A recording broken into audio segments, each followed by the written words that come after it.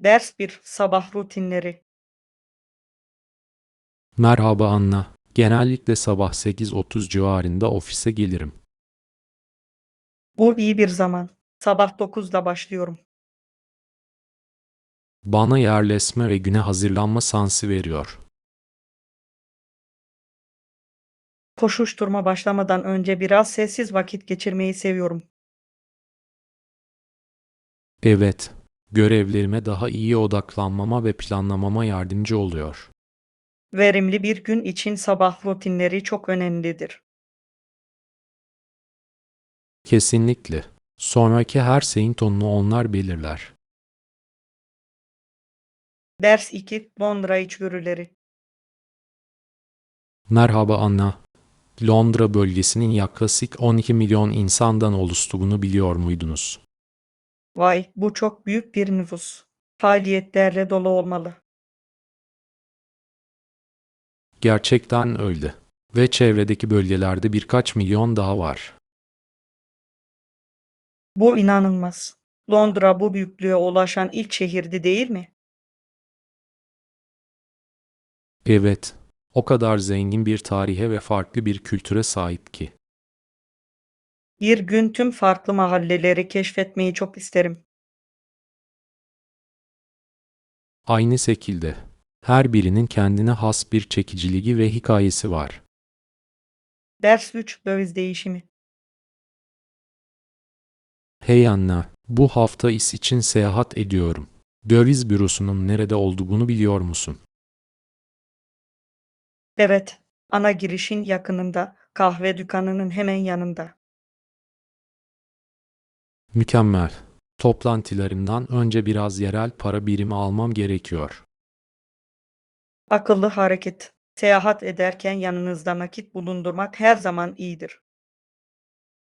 Kesinlikle. Sizce oradaki fiyatlar makul mü? Genellikle sorun olmaz ancak bazen bankalarda daha iyi oranlar bulabilirsiniz. Bu doğru. Daha sonra daha fazlasına ihtiyacım olursa bunu aklımda tutacağım. Ders 4 Finansal planlama. Merhaba Anna. Hiç öngörülen mali tablolar üzerinde çalıştın mı? Evet, yaptım. Bir şirketin geleceğini tahmin etmek için gereklidirler. Kesinlikle. Bütçeler ve yatırımlar hakkında bilinçli kararlar alınmasına yardımcı olur. Firmanın performansını değerlendirmek bu kararlara rehberlik edebilir. Verilerin bir şirketin stratejisini nasıl şekillendirebileceği büyüleyici. Kesinlikle. Doğru tahminler daha iyi finansal sağlığa yol açabilir. Paydaşların da bu öngörüleri anlaması çok önemli. Ders 5 İç açıcı misafirperverlik. Merhaba Anna. Geçenlerde akşam yemeği için bir arkadaşının evine gittim. Bu çok yüreklendirici geliyor. Deneyim nasıldı? Çok güzeldi. Lezzetli bir yemek hazırladılar ve kendimi evimdeymiş gibi hissettirdiler. Oraya giderken herhangi bir zorlukla karşılaştınız mı?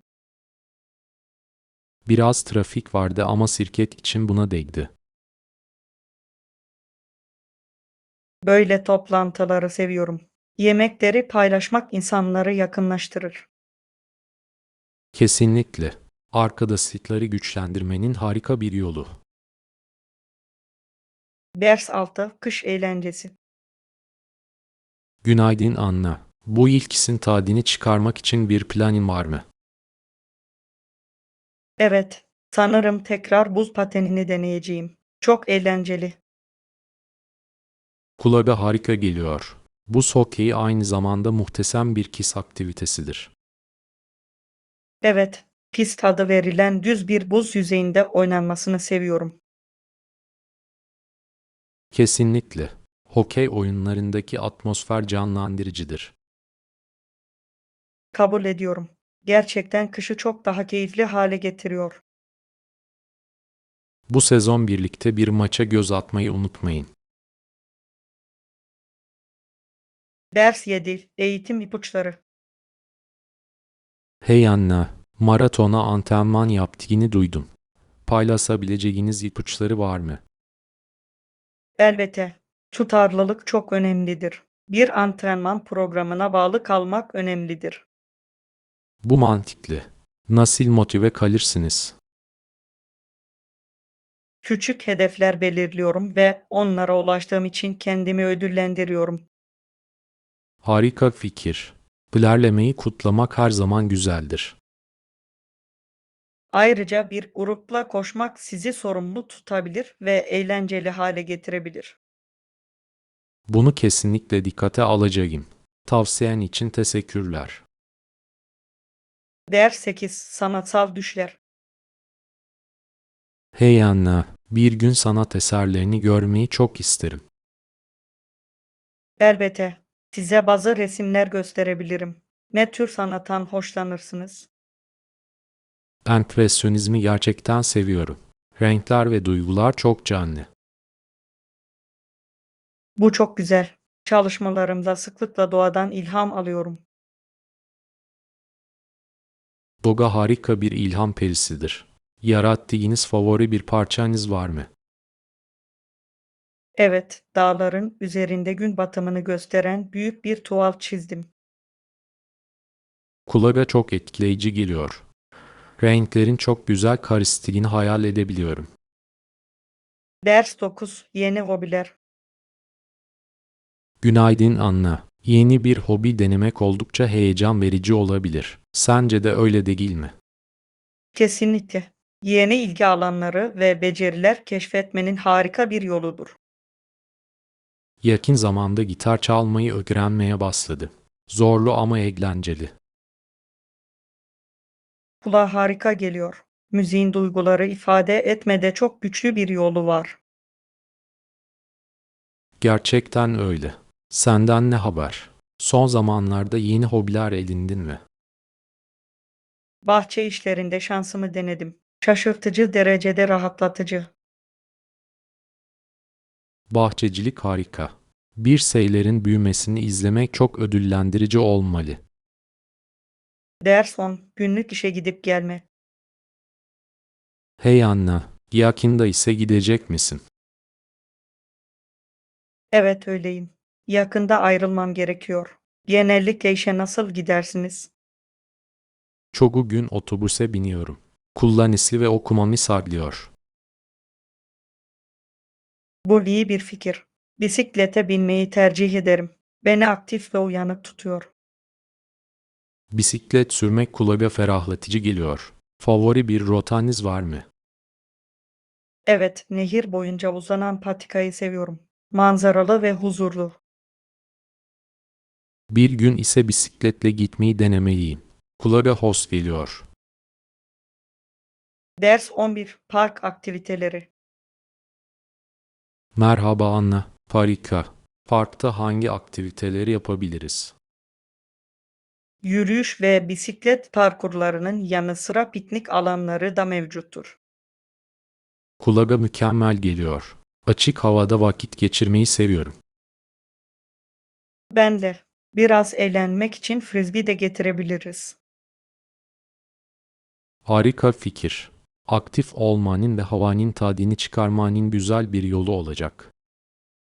Kesinlikle. Gidip en iyi şekilde yararlanmak için bir gün planlayalım. Dört gözle bekliyorum. Parkta bir gün kulağa harika geliyor. Ders 12. Tarihi uçuşlar. Hey Anna, 1928'de bir kadının pilot olduğunu biliyor muydun? Gerçekten mi? Bu çok etkileyici. Ne yaptı? Atlantik Okyanusu'nu geçen bir uçuşta iki adama katıldı. Bu zorlu bir yolculuk olsa gerek. Adı neydi? Hadi Amelia Earhart'ı. Havacılıkta kadınların öncüsü oldu. Vay, o tam bir ilham kaynağı.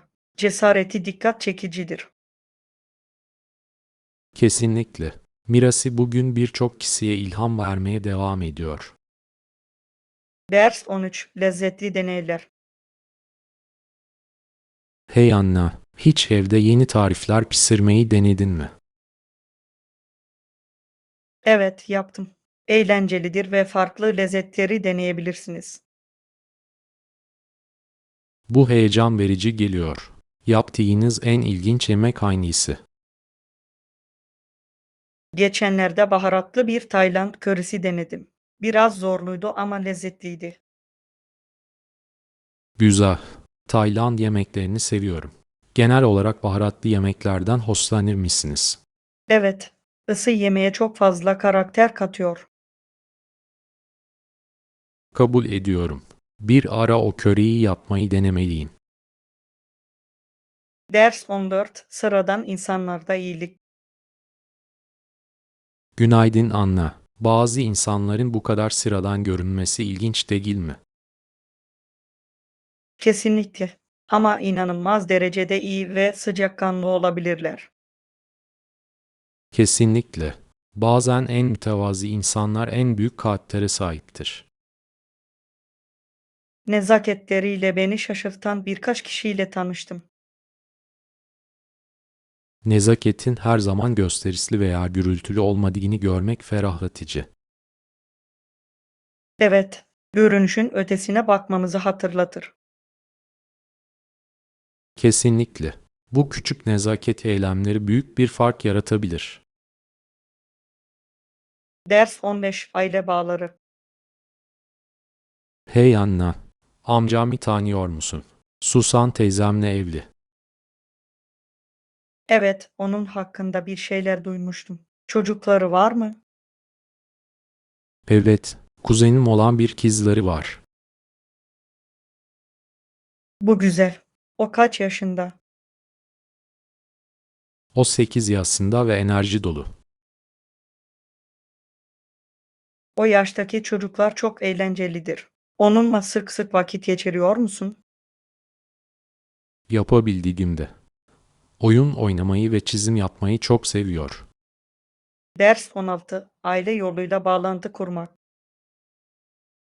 Merhaba Anna. Amcam ve teyzemin benimle pek ortak yanı yok. Gerçekten mi? Bu aile toplantılarını biraz garip hale getirebilir, değil mi? Evet ama onların da benimle aynı yasta bir oğulları var. Bu harika. O halde bazı ortak ilgi alanlarınızın olması gerekir. Yapıyoruz. Video oyunları ve filmler aracılığıyla bağ kurmak güzel. Kulağa eğlenceli geliyor. İlişki kuracak birinin olması her zaman iyidir. Kesinlikle. Aile etkinliklerini çok daha keyifli hale getirir. Ders 17. Kalıcı izlenimler. Günaydın Anna. Üzerinde en büyük etkiyi bırakan insanları hiç düşündün mü? Evet, sadece birini seçmek zor. Ama renkli kişiliklerin öne çıktığını söyleyebilirim. Kabul ediyorum. Bu canlı karakterler çoğu zaman çok fazla enerji getirir. Evet, onların coşkusu bir odayı gerçekten aydınlatabilir. Aklınızda belirli bir kişi var mı? Resim öğretmenimi düşünüyorum. Her zaman çok cesaret verici ve canlıydı. Bu harika. Olumlu etkiler bizi gerçekten şekillendirebilir. Ders 18. Suyun gücü. Hey Anna, çok az nehrin Amazon kadar geniş veya bu kadar su hacmine sahip olduğunu biliyor muydun? Bu büyüleyici. Dünyanın en büyük nehri değil mi? Evet, çeşitli ekosistemler boyunca akmasına ve çok fazla yaşamı desteklemesine yardımcı olur. Kesinlikle. Oradaki biyolojik çeşitlilik inanılmaz. Bu konuda başka neyi ilginç buluyorsunuz? Güney Amerika'daki iklimi ve hava durumunu nasıl etkilediğini seviyorum. Bu doğru. Bir nehrin çevrenin bu kadar büyük bir kısmını nasıl etkileyebildiği şaşırtıcı. Kesinlikle. Bize Doga'nın gücünü ve önemini hatırlatır. Ders 19 Sümer Neşesi. Günaydın Anna. Dün gece olanlara inanamayacaksın. Neydi bu? Disari'de kar yağarken bazı sarkıcılar kapıya geldi. Kulağa büyülü geliyor. Ne şarkı söylediler. Karda durup bize Noel sarkıları söylediler. Ne kadar güzel. Bu kadar sıcak bir ortam yaratmış olmalı. Gerçekten öyle oldu. Tatillerdeki spontane anları seviyorum. Ders 20 Kahve ritüelleri. Hey Anna, her sabah kahveni öğütür müsün? Evet ediyorum. Çabak öğütücüm var. Kabalığı kontrol etmeme izin veriyor. Bu harika. Taze çekilmiş kahve. Lezzet açısından büyük bir fark yaratıyor. Kesinlikle. Mutfağı dolduran kokuyu da seviyorum. Genellikle ne tür kahve yaparsınız? Koyu kızartmanın tadını çıkarırım. Zengin ve cesur. Kulağa mükemmel geliyor. Kendi kahvemi öğütmeyi denemeliyim. Ders 21 Vergi son tarihleri. Hey Anna, bu yıl vergiyi ödemek için son tarih var mı? Evet, genellikle gelirinizi kontrol etmeden önce ödenir. Bunu bilmek güzel. Geç ödemenin herhangi bir cezası var mı? Evet, geç kalmanız durumunda para cezası veya faiz eklenebilir. O zaman ödemeyi zamanında yapacağından emin olacağım. Akıllı seçim. Düzenli kalmak stresten kaçınmanıza yardımcı olur. Kesinlikle. Takip etmek için takvimine işaretleyeceğim. Ders 22 Profesyonel görünüm. Günaydın Anna. Profesyonel bir ortamda görünümün önemli olduğunu düşünüyor musun? Evet, kesinlikle öyle. İlk izlenimler çok önemlidir. Kabul ediyorum. Uygun şekilde giyinmek de güveninizi artırabilir. Kesinlikle. Kendinize ve başkalarına saygı gösterir. Profesyonel giyinmek için ne gibi ipuçlarınız var? Her zaman temiz, üzerinize tam oturan kıyafetler seçin ve detaylara dikkat edin. Harika tavsiye. Bir sonraki toplantımda bunu aklımda tutacağım. Ders 23 Topluluk yansımaları. Hey Anna, ne kadar zamandır bu toplulukta olduğumuzu düşündün mü? Evet, 20 yıldan fazla oldu. Buna inanabiliyor musun? Bu inanılmaz. İlk geldiğimizden bu yana pek çok değişiklik gördük. Kesinlikle. Gelecek olan her şeye hazır olup olmadığımızı merak ediyorsun. Doğru. Bu, toplulukla ilgili basit bir ifadeden çok daha karmaşıktır. Kesinlikle. Her deneyim bizi farklı şekillerde şekillendirdi. Topluluğumuzun birlikte büyüyüp gelişmesini seviyorum. Ders 24 Alışveriş maceraları. Günaydın Anna. Hiç alışveriş merkezindeki elektronik mağazasını ziyaret ettin mi? Evet, oraya göz atmayı seviyorum. En yeni gadgetlara sahipler.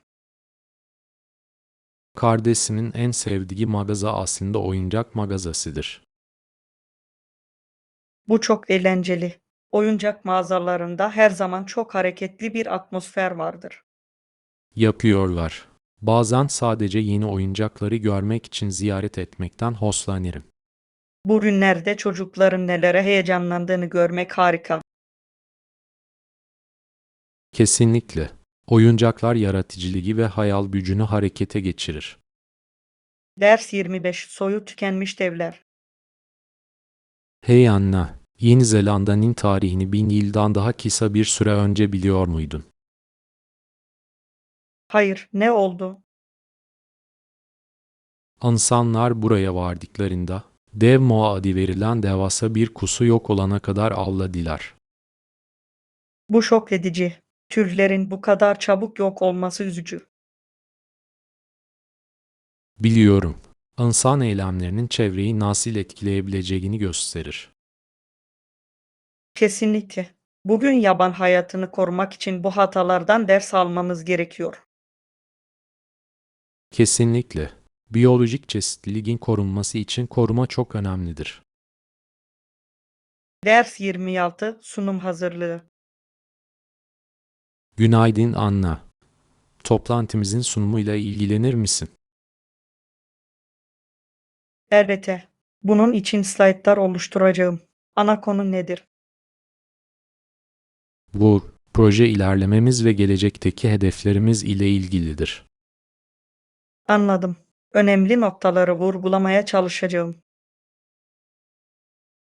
Kulağa mükemmel geliyor. Benden herhangi bir spesifik veriye ihtiyacınız var mı? Sadece en son istatistikler, gerisini ben halledeceğim. Harika. Bunları hemen göndereceğim. Ders 27 teknik sorunlar. Merhaba Anna. Kullandığımız yazılımda teknik bir sorun var. Ah hayır. Hızlı bir şekilde düzeltmenin bir yolu var mı?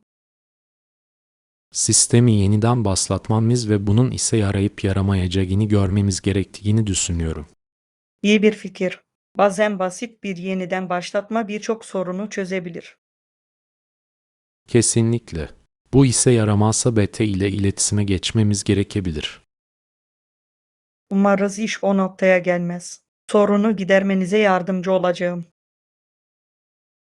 Teşekkürler. Takım çalışması her zaman işleri kolaylaştırır. Ders 28 istemeyen misafirler. Hey Anna, kimse evinde hamam böceklerinin olmasını istemez. Değil mi? Kesinlikle. Çok ürkütücü olabilirler ve onlardan kurtulmak zor olabilir. Biliyorum. Bir de pek çok bacağı olan çıyanlar var. Ben de çıyanları sevmiyorum. Çok hızlı hareket ediyorlar. Sag, pirelerde bir sorun olabilir. Evcil hayvanlara kolayca bulaşırlar. Evet, zararlılardan korunmak için evi temiz tutmak çok önemlidir. Tamamen. Düzenli temizlik ve kontroller onları uzak tutmaya yardımcı olabilir. Ders 29 fotoğrafçılığın eski günleri. Günaydın Anna. Fotoğraflar için film kullanmak zorunda kaldığımız zamanı hatırlıyorum. Ah, bu beni geçmişe götürüyor. Fotoğrafların gelişmesini beklemek zorunda kaldık. Kesinlikle. Onları geri aldığında bana sürpriz oldu. Evet, bazen fotoğraflar beklenenden farklı çıkıyordu.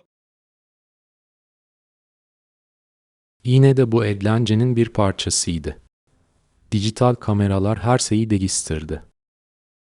Yaptılar. Artık anında yüzlerce fotoğraf çekebiliyoruz. Doğru. Ancak bazı anilerin özel bir yanı var.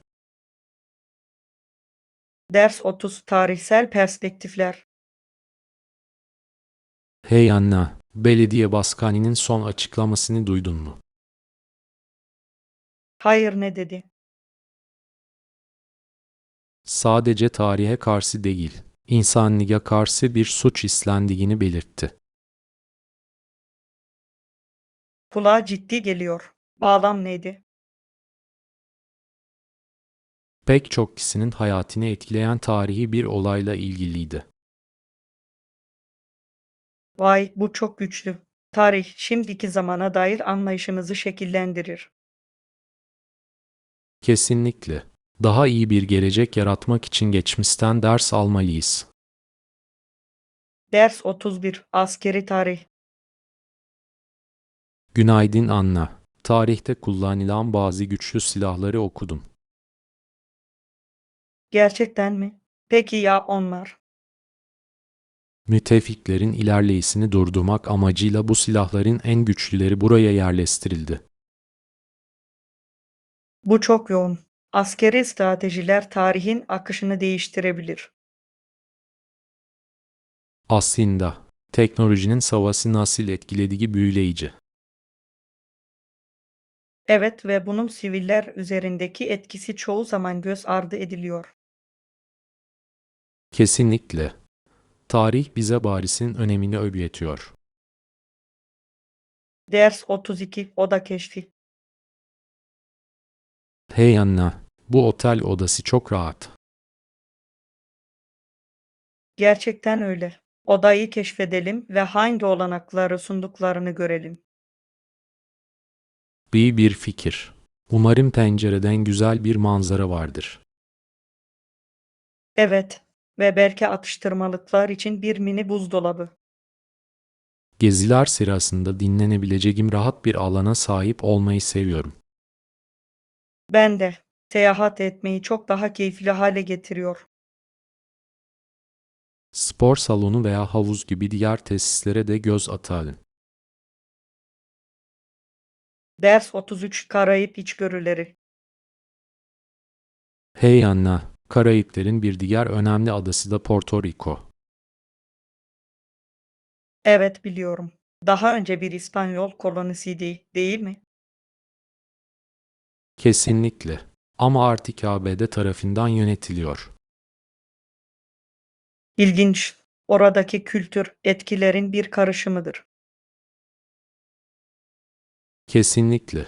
Yemekler, müzik ve festivaller çok hareketli. Plajların da muhteşem olduğunu duydum. Bunlar, rahatlama ve macera için harika bir yer. Ders 34 Hafta sonu planları. Günaydın Anna. Bu hafta sonu harika bir şey planlıyor musun? Hava güzel olursa yürüyüşe çıkmayı düşünüyorum. Kulağa eğlenceli geliyor. Belirli bir parkur mu arıyorsunuz? Evet, göl kenarındaki yeni patikayı denemek istiyorum. Buranın özellikle sonbaharda çok güzel olduğunu duydum. Renkleri görmek için sabırsızlanıyorum. Bana katılmak ister misin? Kesinlikle. Birlikte Dobe'nin tadını çıkarmanın harika bir yolu olacak. Ders 35 Pitoresk adalar. Hey Anna, vaktin varsa yakındaki adalara tekne turu yapmalısın.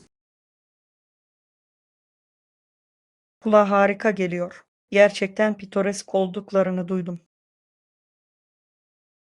Evet, manzaralar muhteşem ve su kristal berraklığında. Saklı plajları ve koyları keşfetme fikrini seviyorum.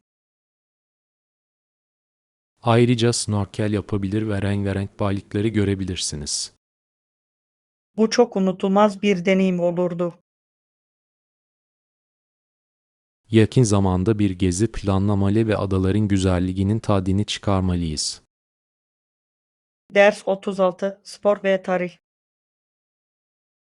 Günaydın Anna. AB'deki spor liglerinin tarihini biliyor muydun? Evet, beyaz oyuncuların uzun süre birçok lige hakim olduğunu okudum.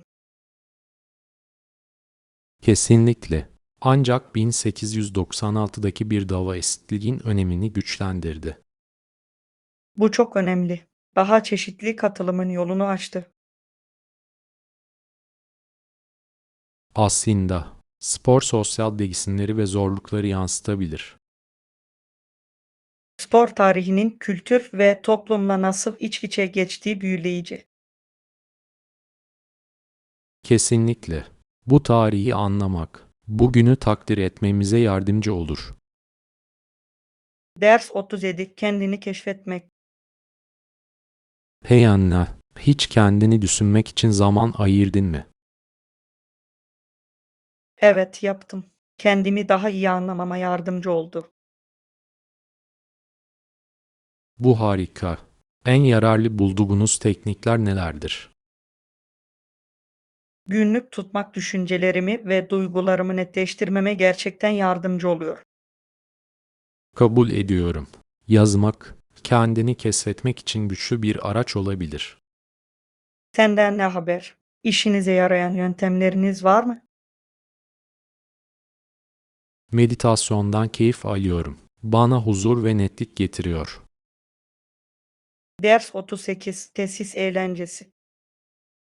Hey Anna, buradaki olanakları ne kadar süre kullanabileceğim konusunda bir sınır var mı?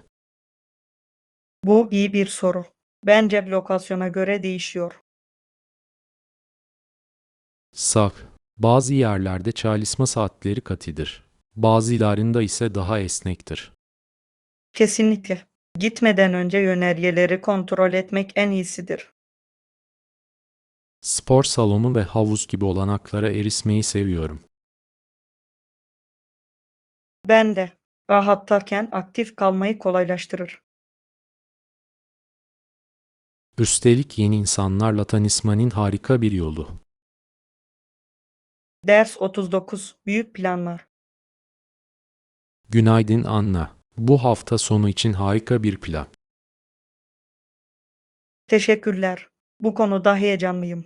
Ne düşünüyorsun? Bence kulağa eğlenceli geliyor. Sizinle bu konuda sohbet etmek harikaydı. Ben de aynı şekilde hissediyorum. Birlikte planlamak daha keyifli hale getirir.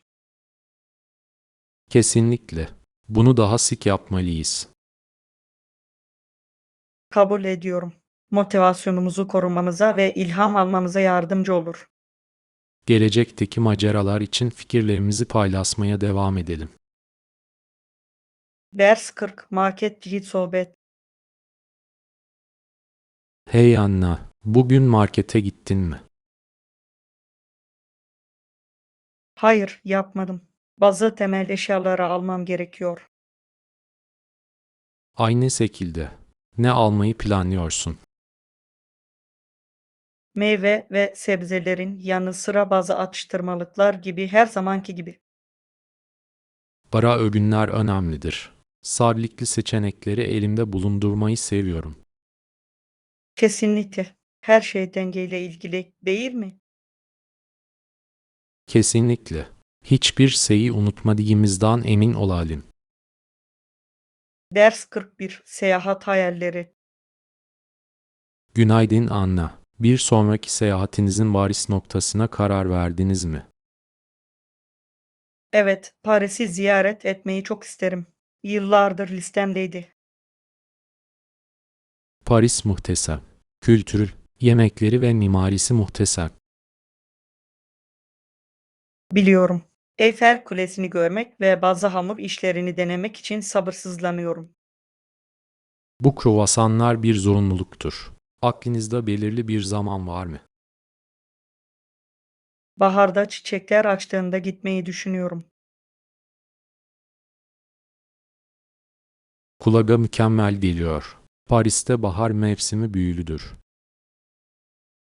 Ders 42 Kolaylaştırıcı rolleri. Hey Anna, eskiliği teşvik etmek için toplantı kolaylaştırıcısı rolünü geliştirdiğimizi biliyor muydun? Bu harika bir yaklaşım. Herkese liderlik etme şansı verir. Kesinlikle. Katılımı ve farklı bakış açılarını teşvik eder. Bunun aynı zamanda daha sessiz üyelere güven kazandırmaya da yardımcı olduğunu düşünüyorum. Evet, her kişi toplantıya kendi benzersiz tarzını getirebilir. Ekip çalışmasını ve işbirliğini geliştirmenin harika bir yolu. Kabul ediyorum. Ayrıca toplantıların dinamik ve ilgi çekici olmasını sağlar. Ders 43 Çevrimiçi etkinlikler. Günaydın Anna. Evet, ben de çevrimiçi fitness derslerine ve sanal kitap kulüplerine katıldım. Kulağa harika geliyor. Deneyim sizin için nasıldı? Gerçekten çok eğlenceliydi. Dersler beni aktif kalma konusunda motive ediyor. Bunu seviyorum. Peki kitap kulübü ne durumda? Harika. Farklı türleri tartışıyoruz ve düşüncelerimizi paylaşıyoruz. Bu, başkalarıyla bağlantı kurmanın harika bir yolu gibi görünüyor. Kesinlikle. Yeni fikirler keşfetmek ve arkadaş edinmek güzel. Ders 44, plaj kıyafeti. Merhaba Anna. Eğer plaja gideceksem genellikle mayo veya bikini giyerim. Bu mantıklı. Rahat olmak önemlidir. Kesinlikle. Güneşi ve kumu hissetmeyi seviyorum.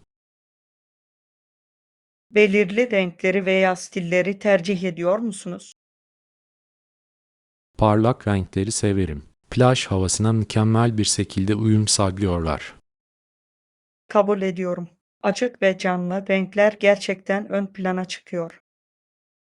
Ayrıca koruma için iyi bir şapka ve güneş gözlüğü almayı da unutmayın. Ders 45, konuları keşfetmek. Merhaba Anna. Elbette. Lütfen hangi yönleri incelemek istediğinizi bana bildirin. Teknolojinin eğitime etkisini merak ediyorum. Bu büyüleyici bir konu. Teknoloji öğrenme yöntemlerini dönüştürdü. Kesinlikle. Çevrim içi kaynaklar eğitimi daha erişilebilir hale getirir. Etkileşimli araçlar da öğrenci katilimini artırabilir. Evet. Sizce en büyük zorluklar neler? Ekran süresini dengelemek ve kaliteli içerik sağlamak çok önemlidir. Ders 46, hastalıkları anlamak. Günaydın Anna. Kişiye zayıflatılmış mikroplar enjekte ederek hastalıkları önlediklerini biliyor muydun? Evet, aşılar böyle çalışır. Bağışıklık sisteminin tehditleri tanımasına yardımcı olur. Kesinlikle. Hastalığa neden olmadan bağışıklık kazanmanın akıllı bir yolu. Vücudumuzun nasıl uyum sağladığı ve tepki verdiğinin büyüleyici olduğunu düşünüyorum. Kesinlikle. Asilama yıllar içinde milyonlarca hayat kurtardı. Halk sağlığı ve güvenliği açısından önemlidir. Kesinlikle. Bunu anlamak tıbbi ilerlemeleri takdir etmemize yardımcı olur. Ders 47, müzikal perspektifler. Hey Anna, onun pek çok şarkısında beyaz müzisyenler çalışan siyah erkek ve kadınların duygularını hayal etmeye çalışırlardı. Bu ilginç bir yaklaşım. Müziğe farklı bir bakış açısı getiriyor. Kesinlikle. Empati ve farklı deneyimleri anlama arzusunu gösterir. Sanatçıların çalışmalarında farklı kültürleri keşfetmesinin önemli olduğunu düşünüyorum. Evet, güçlü bağlantılar oluşturabilir ve farkındalığı artırabilir. Ve müzik çoğu zaman çeşitli toplulukların mücadelelerini ve zaferlerini yansıtır. Kesinlikle. Çeşitliliği kutlamanın ve birliği teşvik etmenin bir yoludur. Ders 48, pist takımları. Günaydın Anna. Pistteki bazı yarışların öncülerden oluşan takımlar için olduğunu biliyor muydun? Gerçekten mi? Bu heyecan verici geliyor. Bu neleri içeriyor? Takımlar, bayrak yarışı sırasında copu geçirerek birlikte yarışır. Bu büyük bir koordinasyon ve ekip çalışması gerektiriyor olmalı. Kesinlikle. Her koşucu takım arkadaşlarına güvenmek zorundadır. Bu yarışlarda stratejinin nasıl bir rol oynadığı şaşırtıcı. Kesinlikle. Zafere ulaşmada her saniye önemlidir. Ders 49, başarı becerileri. Hey Anna, günümüz dünyasında düşünme ve problem çözme becerileri çok önemlidir. Bu doğru. Zorluklarla etkili bir şekilde başa çıkmamıza yardımcı olurlar. Sarp, bu becerilerin geliştirilmesinde eğitim önemli bir rol oynamaktadır. Kabul ediyorum. İlgi çekici aktiviteler öğrenmeyi daha etkili hale getirir. Ayrıca yaratıcılığı ve eleştirel düşünmeyi teşvik eder.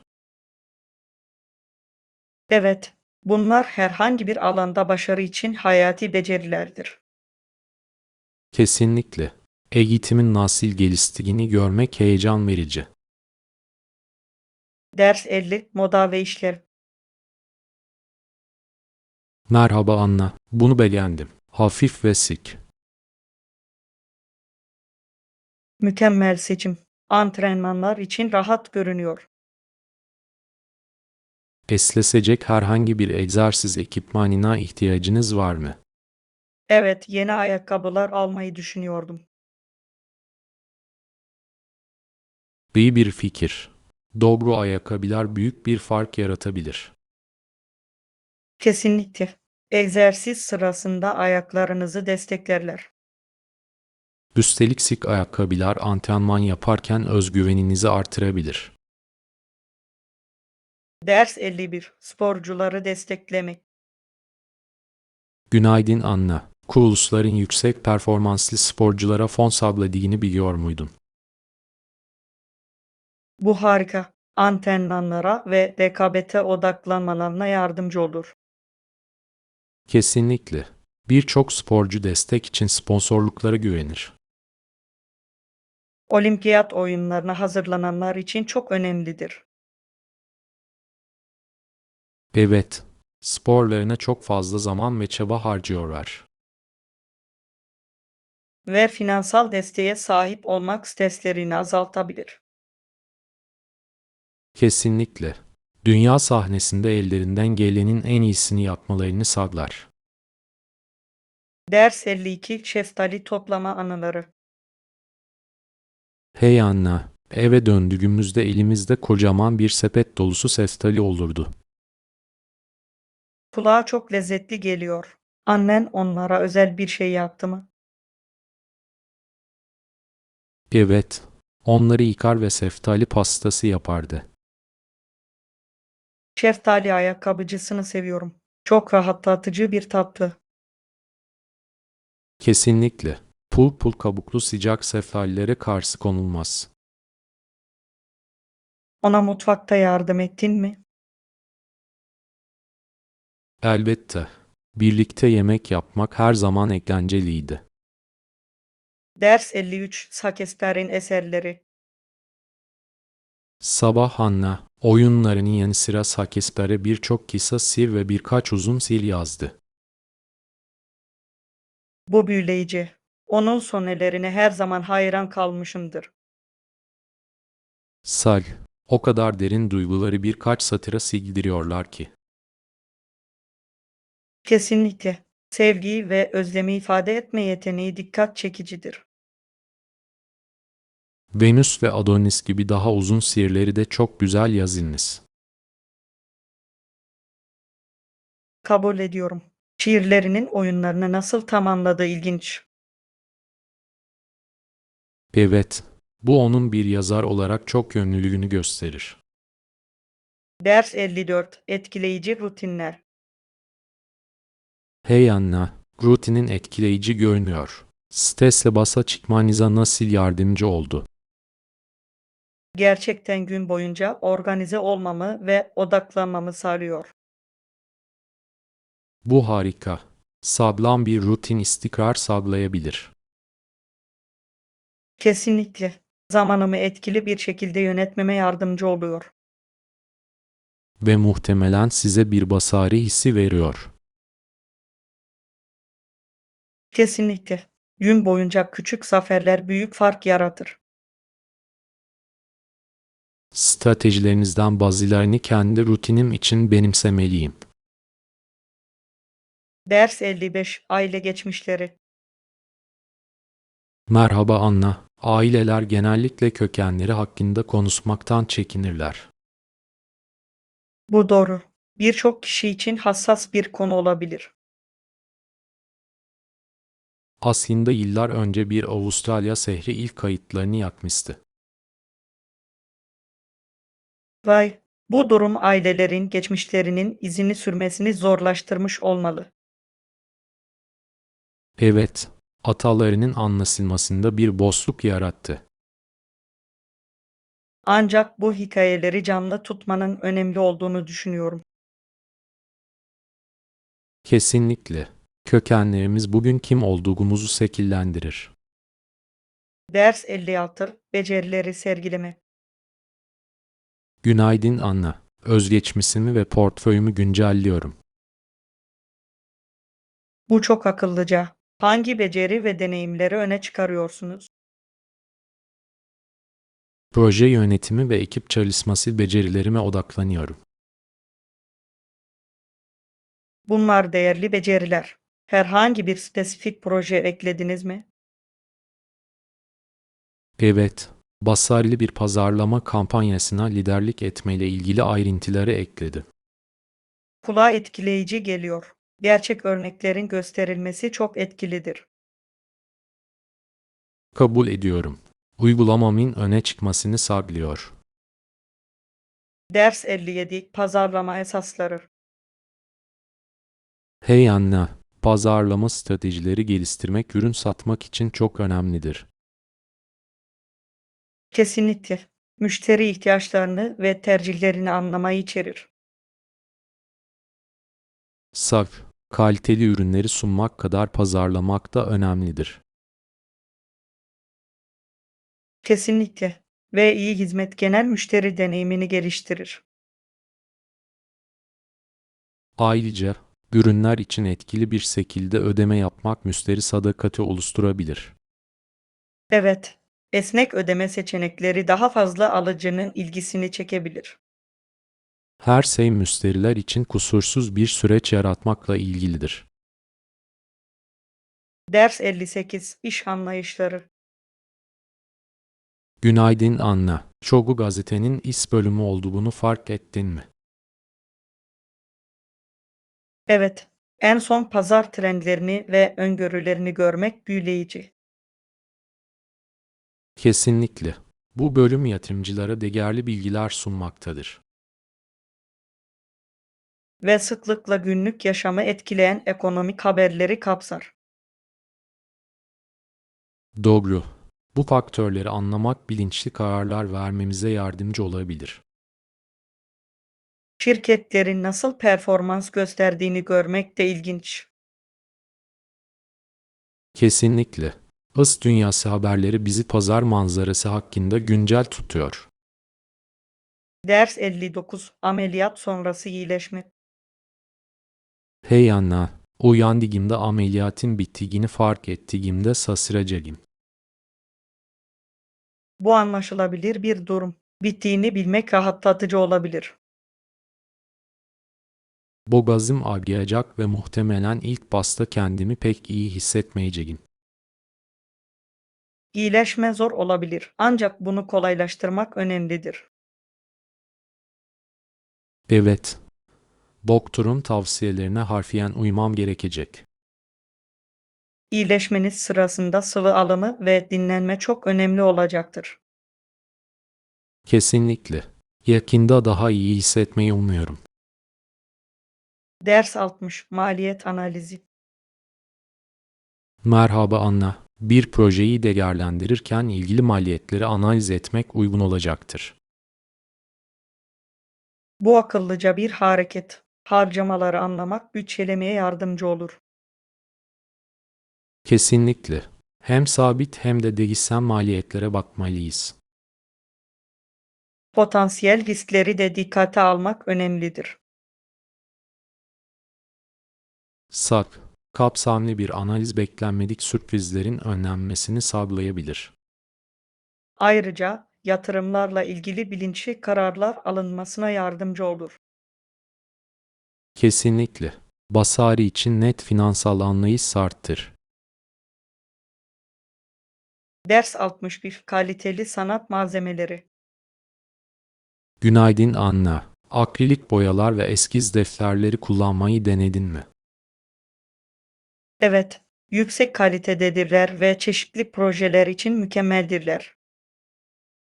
Akriliklerin hem yeni başlayanlar hem de profesyoneller için ne kadar çok yönlü olduğunu seviyorum. Kesinlikle. Çabuk kururlar ve canlı renklere izin verirler. Ve iyi eskiz defterleri çizim deneyimini gerçekten geliştirebilir. Doğru. Doğru kağıt, nihai sanat eserinde büyük bir fark yaratır. Kabul ediyorum. Kaliteli malzemeler yaratıcılığa ve daha iyi sonuçlara ilham verir. Ders 62. Yer tasarrufu sağlayanlar. Hey Anna, mobilya seçerken yerden tasarruf sağlayan tasarımlar çok önemli. Kesinlikle. Her odaya sığacak şekilde farklı boyutlarda gelirler. Evet, kompakt bir kanepe, küçük bir oturma odasının ferah görünmesini sağlayabilir. Çekyat gibi çok işlevli parçalarda son derece pratiktir. Kesinlikle, konfordan ödün vermeden alanı maksimuma çıkarırlar. Ayrıca akıllı depolama çözümleri her şeyin düzenli kalmasını sağlar. Düşünceli tasarımın bir alanı bu kadar dönüştürebilmesi şaşırtıcı. Ders 63. Okumayı öğrenmek. Günaydın Anna. Okuma yazma bilmeyen bir işçinin haberini okudum. Bu zor bir durum. Okuryazarlık gerçekten hayatları değiştirebilir. Evet, benzer bir dönüşümün başkaları için de olabileceğini hissetti. Eğitim kişisel gelişim için pek çok fırsatın önünü açar Kesinlikle. Bireylerin hayallerinin peşinden koşmasını sağlar. ve günlük yaşamda güven oluşturmaya yardımcı olur. Kesinlikle. Herkes öğrenme ve gelişme şansını hak eder. Ders 64. Heyecan verici yeni başlangıçlar. Hey Anna, evet, bu yeni ise başlayacağım için heyecanlıyım. Bunu duymak harika. En çok neyi sabırsızlıkla bekliyorsunuz? Yeni meslektaşlarımla tanışmak ve onlardan bir şeyler öğrenmek için sabırsızlanıyorum. Ağ oluşturma çok önemlidir. Büyük fırsatlara yol açabilir. Kesinlikle. Becerilerimi geliştirip olumlu katkıda bulunmayı umuyorum. Bu harika bir zihniyet. Yeni zorlukları benimsemek çok önemlidir. Kesinlikle. Bu yolculuğun beni nereye götüreceğini görmek için sabırsızlanıyorum. Ders 65. Acil durumlarda sakin kalmak. Günaydın Anna. Çok hızlı yemek yediğimde bazen boğuluyorum ve öksürüyorum. Bu korkutucu olabilir. Böyle anlarda genellikle ne yaparsınız? Arkadaşlarım bana sadece rahatlamamı ve derin nefes almamı söylüyor. Bu iyi bir tavsiye. Sakin kalmanın çok faydası olabilir. Evet, panik yapmamaya ve yüzmeye odaklanmaya çalışıyorum. Kesinlikle. Sakin kaldığımızda vücudumuzun nasıl tepki verdiği şaşırtıcı. Farkında olmanın gerçekten fark yarattığını öğrendim. Ders 66. Unutulmaz yemekler. Hey Anna, seyahatlerin sırasında hangi yemekler dikkatini çekti? Kesinlikle Tayland'da Pad Thai. Tadıyla doludur. O yemeği seviyorum. Tatlı, tuzlu ve ekşinin dengesi mükemmeldir. Ve taze malzemeler bunu çok keyifli kılıyor. Peki diğer mutfaklar? Farklı ülkelerden favorileriniz var mı? Ah, Vietnam'daki banh mi'yi de sevdim. Çok lezzetli. Bu sandviçler harika. Lezzetlerin kombinasyonu inanılmaz.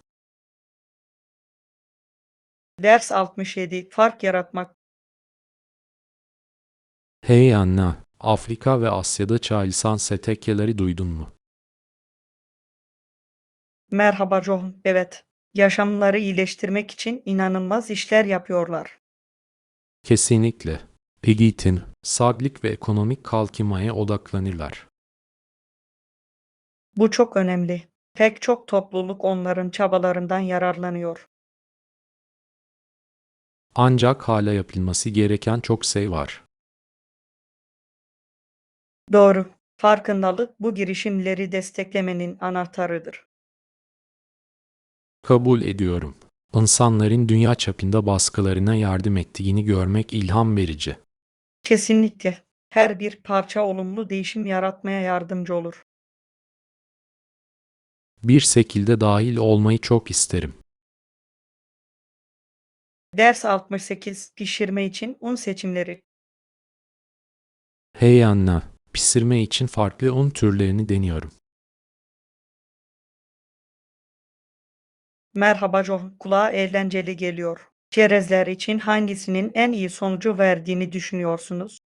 Çok amaçlı unun ise yaradığını duydum. Ne düşünüyorsun?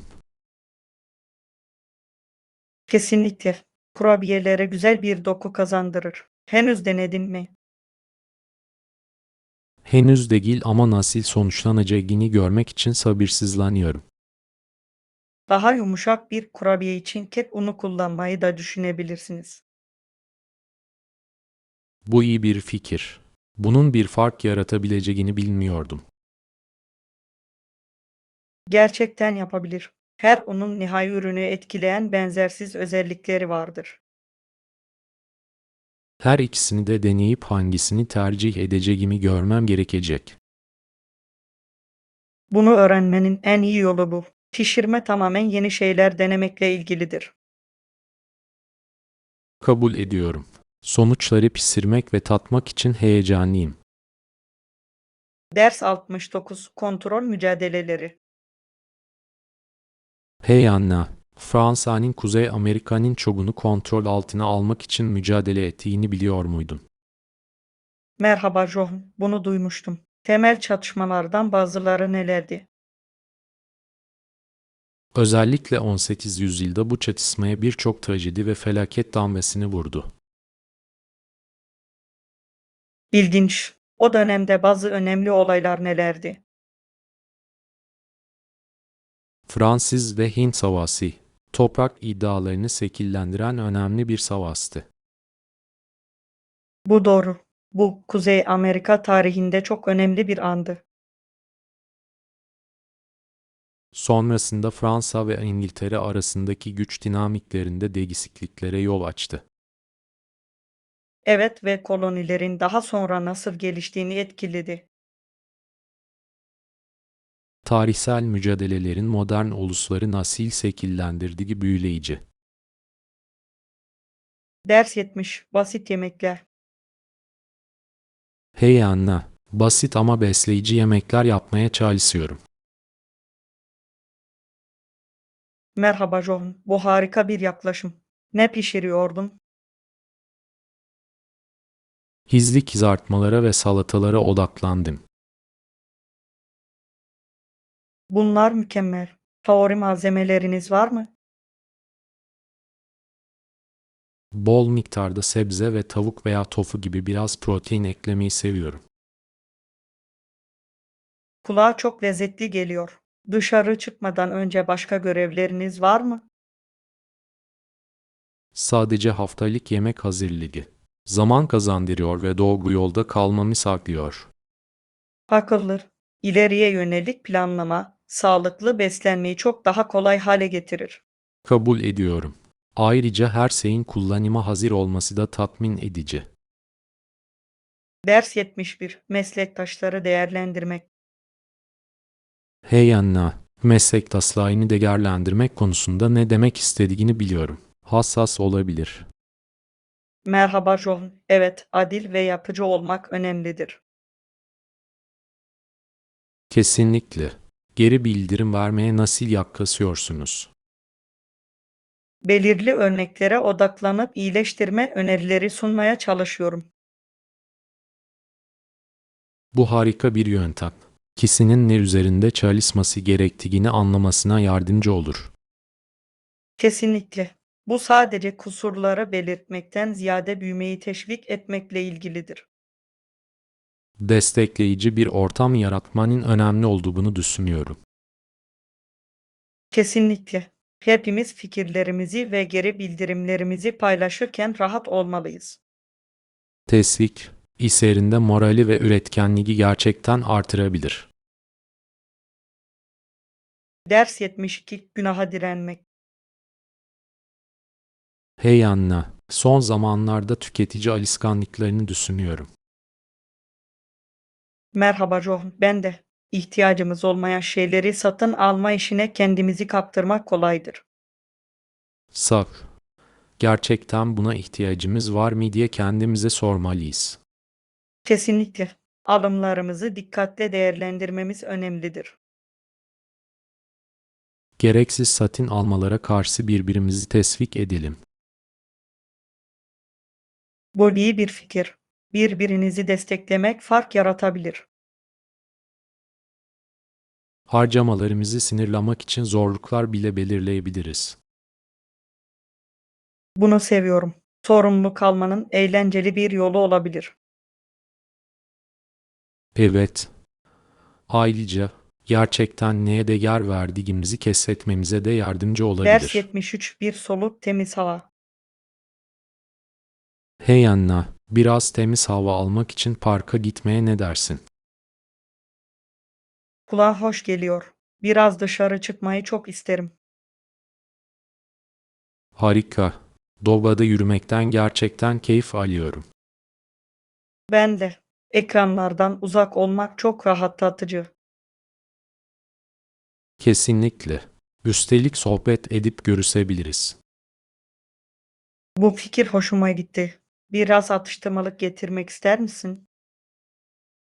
Elbette. Piknik yapmak daha da keyifli hale getirir. Mükemmel. Biraz meyve ve sandviç paketleyebilirim. Mükemmel. Bir battaniye ve biraz içki alacağım. Ders 74 Günlük yaşamda esansiyel yağlar. Hey Anna, son zamanlarda uçucu yağlar kullanıyorum. Bunları genellikle nasıl kullanırsınız? Merhaba John. Bunları rahatlamak için kullanmayı seviyorum. Lavanta benim favorimdir. Bu sakinleştirici geliyor. Enerji için nane kullanıyorum. Güzel seçim. Nane canlandırıcıdır. Yiyor musun? Evet ediyorum. Çalışırken odaklanmama gerçekten yardımcı oluyor. Rahatlatıcı bir deneyim için banyoma sık sık birkaç damla ekliyorum. Bu harika bir fikir. Bir dahaki sefere bunu denemek zorunda kalacağım. Malısın. Gerçekten ruh halinizi artırabilir. Bunların daha fazla kullanım alanını keşfedeceğim için heyecanlıyım. Ders 75 Hevesli kaşifler. Hey Anna, yakın zamanda heyecan verici keşif gezileri okudum. Merhaba John. Gerçekten mi? Neyle ilgiliydiler? Keşfedilmemiş bölgelerdeki kasifleri takip ettiler. Kulağa heyecan verici geliyor. Yeni bir şey mi keşfettiler? Evet, pek çok ziyaretçi bulgular konusunda çok heyecanlıydı. Bu ilham verici. Bu kadar çok şey öğrenebilmemiz şaşırtıcı. Kesinlikle. Bize keşfetmenin önemini hatırlatır. Kabul ediyorum. Yeni bakış açıları ve bilgiler açar. Bir gün bir keşif gezisine katılmayı çok isterim. Ders 76 Televizyonla dengeyi bulmak. Hey Anna, televizyon izlemenin tembellik olduğunu mu düşünüyorsun? Merhaba John. Dengeli olursa iyi olabileceğini düşünüyorum. Bu mantıklı. İyi bir gösteriyle rahatlamak güzel. Kesinlikle. Ancak fazlası sağlıksız olabilir. Sak, her şey ölçülü olmakla ilgili. Ne izlemeyi seversin? Belgesellerden hoşlanırım. Hem eğlenceli hem eğitici. Bunlar harika. Ortamı yumuşatmak için komedileri tercih ederim. Komediler iyi bir kahkaha için mükemmeldir. Her şey sevdiğiniz şeyi bulmakla ilgili. Kesinlikle. Sadece Asya'ya kaçma digimizden emin olmalıyız. Ders 77. Aktif kalmak. Hey Anna, spor salonuna ne sıklıkla gidersin? Merhaba John. Haftada en az 3 kez gitmeye çalışıyorum. Bu çok etkileyici.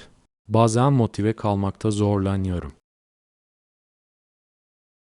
Anladım. Küçük hedefler belirlemek doğru yolda kalmama yardımcı olur. Bu harika bir ipucu. Ben de bunu yapmaya başlamalıyım. Ayrıca bir egzersiz arkadaşı bulmak işi daha eğlenceli hale getirebilir. Bu doğru. Bir arkadaşınla egzersiz yapmaktan daha çok keyif alırım. Yakında birlikte bir spor salonu seansı planlayalım. Bir plana benziyor. Bunu sabırsızlıkla bekliyorum. Ders 78. Başarıyı planlamak. Hey Anna, proje zaman çizelgemizi düşünüyordum. Merhaba John. Aklında ne var? Her şeyin yolunda gitmesini sağlamak için fazladan 2 hafta ideal olacaktır. Bu mantıklı. Beklenmedik sorunlarla başa çıkmamız için bize zaman verir. Kesinlikle. Acele etmek hatalara yol açabilir ve biz kaliteli iş istiyoruz. Ayrıca fikirlerimizi geliştirebilir ve iyileştirmeler yapabiliriz. Kesinlikle. Hangi spesifik görevlere öncelik vermemiz gerektiğini düşünüyorsunuz? Önce araştırmaya ve kaynak toplamaya odaklanmamız gerektiğine inanıyorum. Harika bir nokta. Başarılı bir sonuç için bu temel çok önemlidir. Ders 79. Tarihsel perspektifler. Hey Anna, Papalı, John Paul'un tarih üzerindeki etkisini okudun mu? Merhaba John. Evet. Önemli olaylar sırasındaki rolü büyüleyiciydi. Özellikle Doğu Avrupa'da Paris'in güçlü bir savunucusuydu.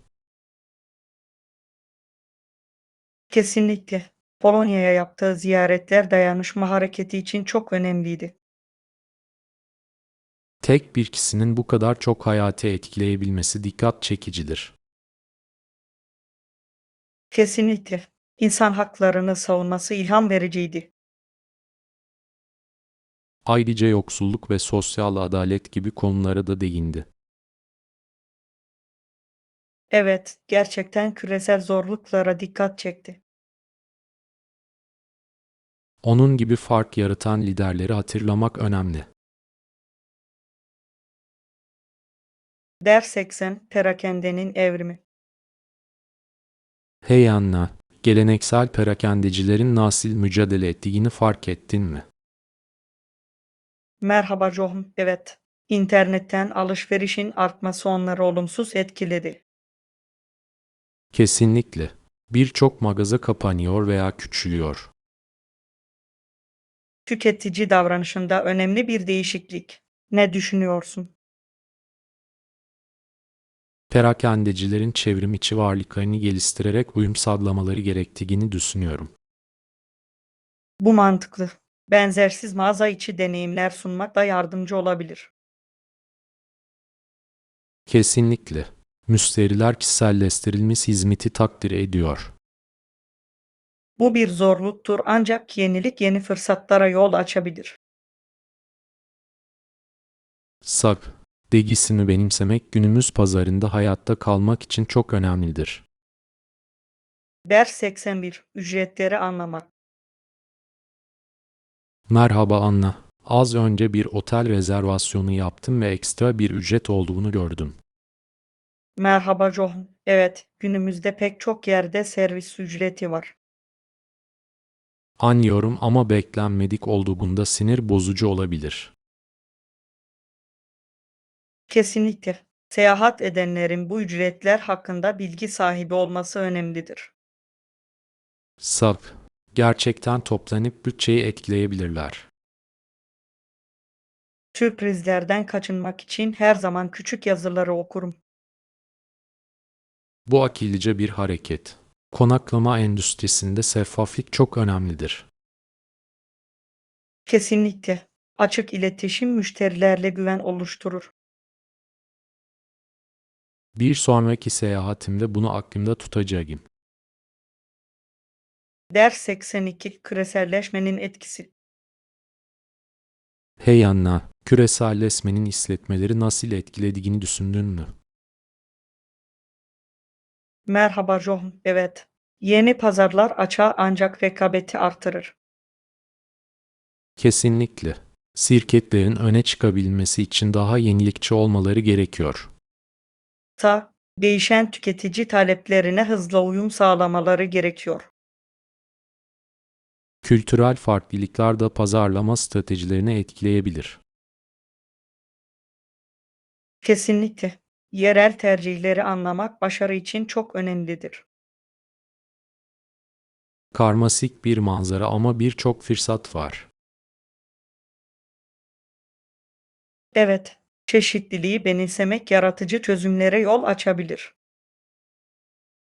İşletmelerin bu küresel ortamda nasıl geliştiğini görmek beni heyecanlandırıyor. Ders 83 Banyo temelleri. Hey Anna, banyo ürünlerini düşünüyordum. Merhaba John, ne bilmek istiyorsun? Sabunun kendini yıkamak için kullanıldığını fark ettim. Kesinlikle. Ve şampuan özellikle saçınızı yıkamak içindir. Sak, her ürünün kendi amacının olması ilginçtir. Kesinlikle. Ayrıca sabun ve şampuanın da pek çok çeşidi var. Doğal ürünleri tercih ediyorum. Ciltte daha yumuşak görünüyorlar. Bu iyi bir seçim. Genellikle daha az kimyasal içerirler. Kesinlikle. Bunları her gün kullandığımda kendimi daha iyi hissediyorum. Her şey sizin için en iyi olanı bulmakla ilgili. Kabul ediyorum. İyi bir rutin büyük fark yaratır. Ders 84 Seyahat deneyimleri. Hey Anna, seyahatinden ne gibi deneyimler istiyorsun? Kesinlikle kendimi yerel kültüre kaptırmak istiyorum. Kulağa harika geliyor. Hangi spesifik aktiviteleri düşünüyorsunuz? Geleneksel yemekleri denemeyi ve yerel festivallere katılmayı çok isterim. Bunlar kültürle bağlantı kurmanın harika yolları. Kesinlikle. Bu sadece turistik yerleri ziyaret etmekle aynı şey değil. Anladım.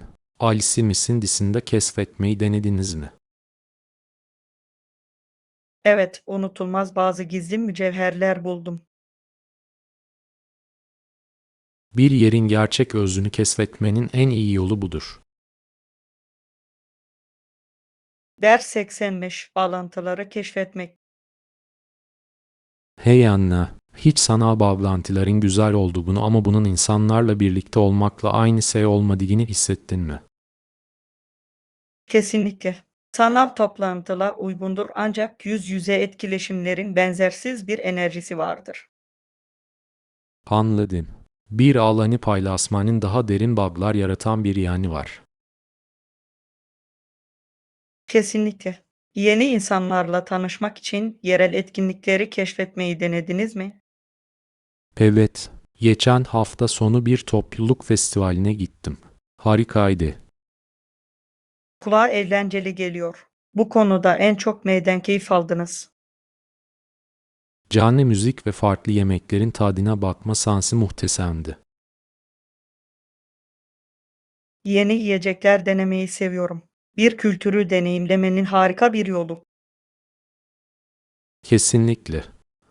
Ayrıca, birlikte bir şeyin tadını çıkarırken arkadaş edinmek daha kolaydır. Ders 86 Kültürel keşifler. Hey Anna, Hiç Arjantin ve Brezilya gibi ülkelerdeki farklı kültürleri düşündün mü? Kesinlikle. Her yerin kendine has gelenek ve görenekleri vardır. Sab, yemeğin kültürel kimlikte bu kadar büyük bir rol oynamasını büyüleyici buluyorum. Evet, örneğin İtalya'da yemekler genellikle neşe ve bağ dolu bir aile meselesidir. Fransa'da yemek yemek neredeyse bir sanattır. Her şey deneyimin tadini çıkarmakla ilgili. Kesinlikle. Her ülkenin yemek ve toplumu kutlamanın kendine özgü bir yolu vardır. Peki ya Almanya? Oktoberfest gibi festivallerinin amacı insanları bir araya getirmektir. Bu doğru. Hollanda'nın sanat ve tarihle ilgili harika gelenekleri var. Seyahatin gözlerimizi bu farklı kültürlere nasıl açabildiği şaşırtıcı. Ders 87 seçimler yapmak.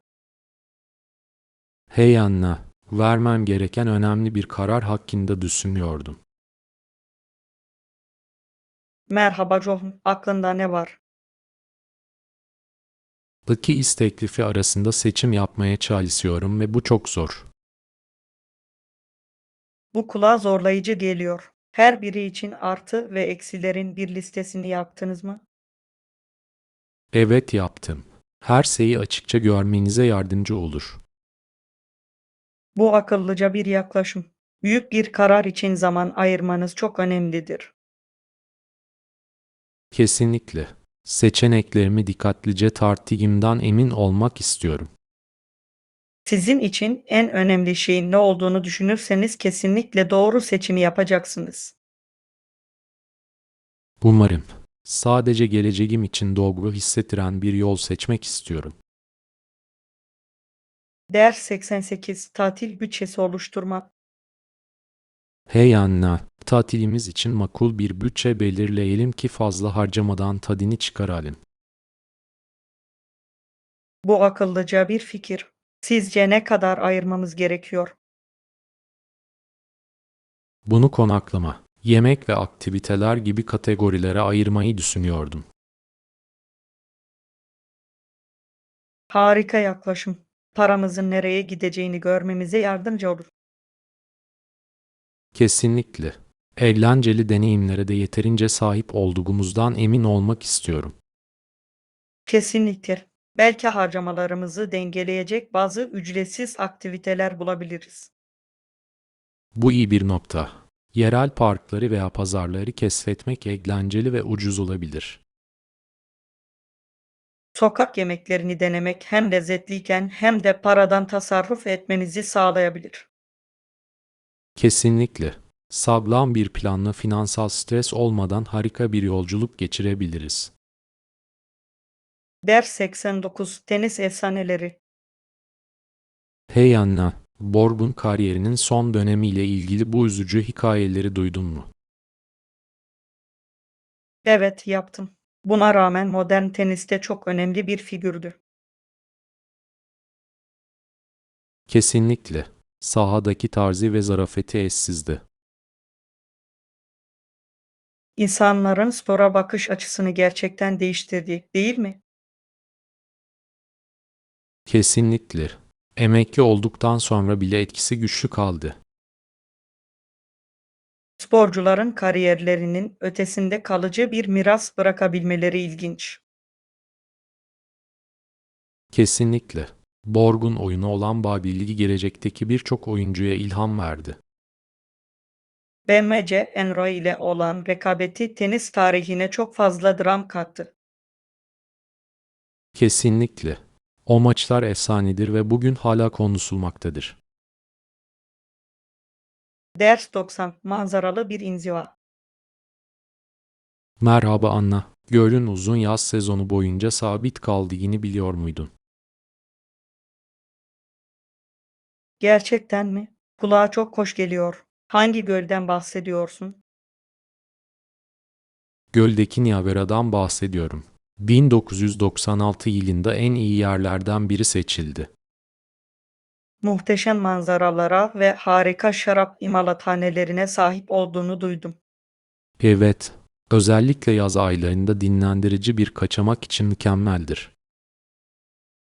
Su kenarında bazı açık hava aktivitelerini ziyaret etmeyi ve tadını çıkarmayı çok isterim.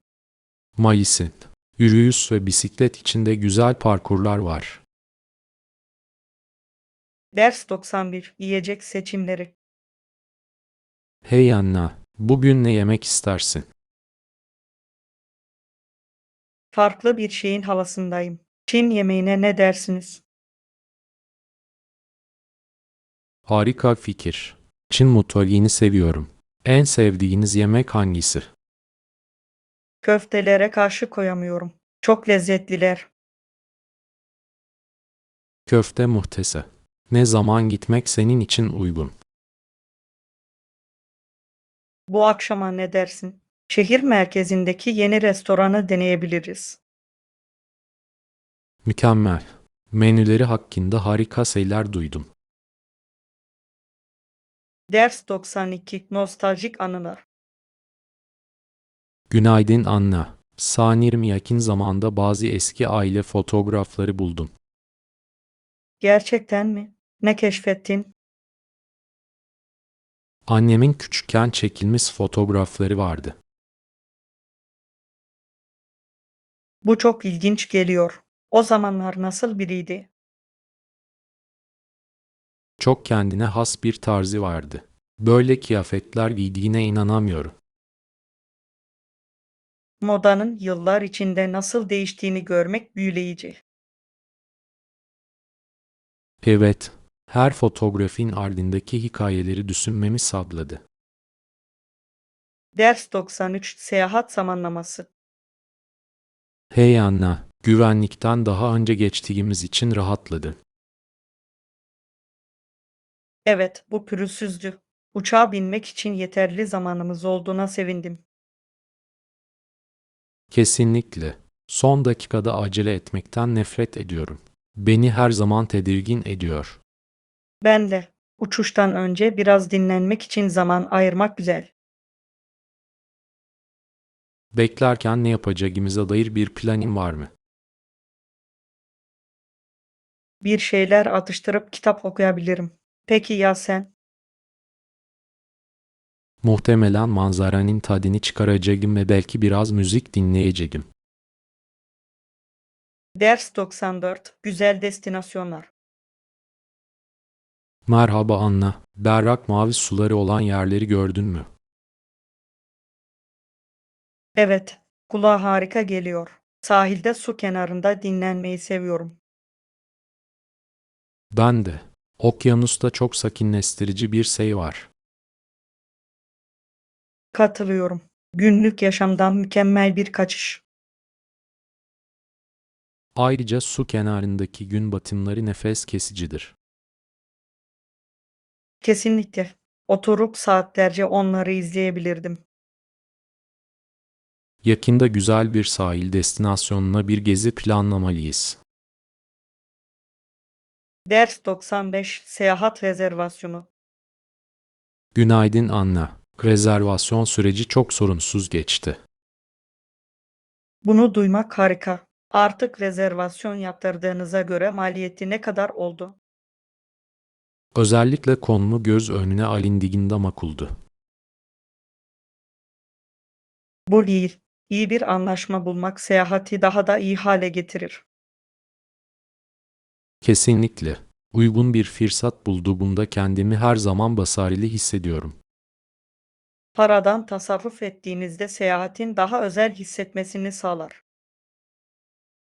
Kesinlikle. Seyahat ederken deneyimlere daha fazla harcama yapmamızı sağlar. Ders 96 Çevresel farkındalık. Hey Anna, ülkemizdeki çevre sorunlarını duydun mu?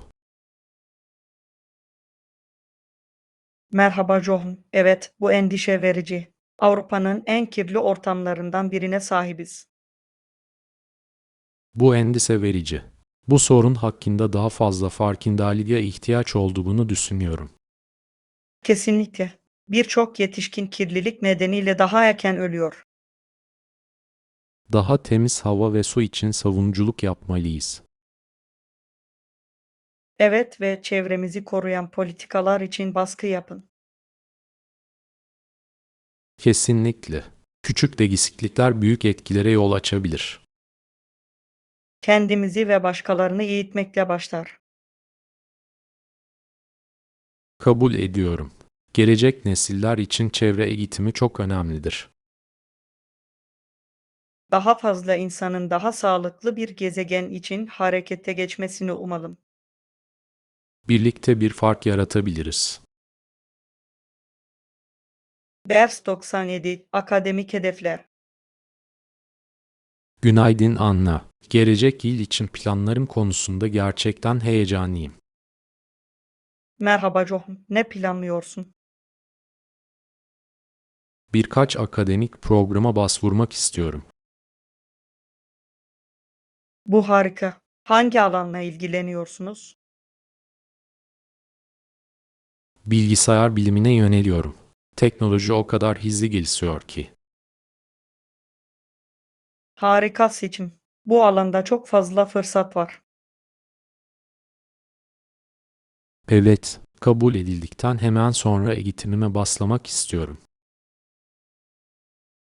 Akıllı düşünme. Başvurunuzu hazırlamaya başladınız mı? Ben var. Tüm belgelerimi topluyorum ve makalelerimi yazıyorum. Bu önemli. Güçlü bir uygulama gerçekten öne çıkmanıza yardımcı olabilir.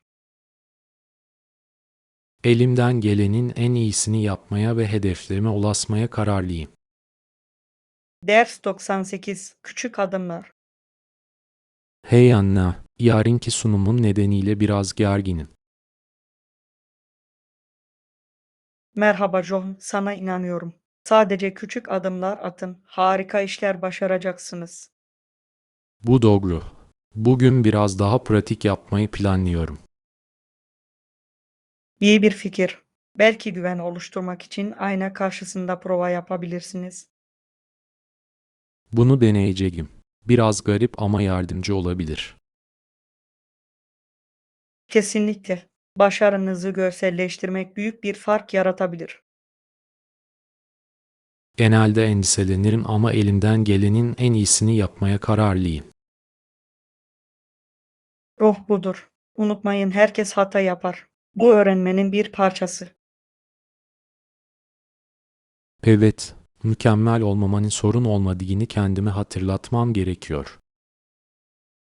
Kesinlikle. Fikirlerinizi paylaşmaya ve izleyicilerle bağlantı kurmaya odaklanın. Yapacağım. Teşvik için teşekkürler. Bu çok şey ifade ediyor. Ders 99 Alışveriş Listesi.